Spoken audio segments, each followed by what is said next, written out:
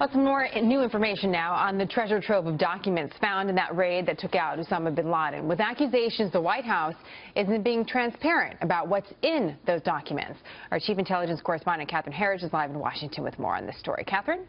Well, thank you, Jenna. The Republican chairman of the powerful House Intelligence Committee telling Fox News that the administration has deliberately put the brakes on releasing documents recovered by the Navy SEALs from Usama bin Laden's compound in 2011.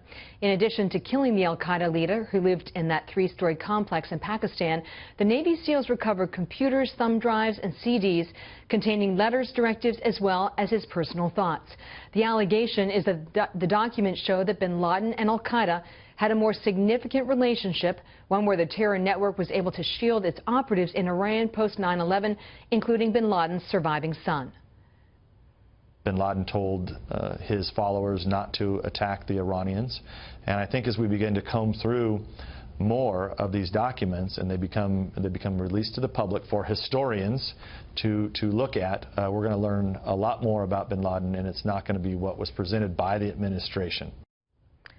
The limited bin Laden documents released to date suggest the al-Qaeda leader was detached, isolated, and not in charge of the global network.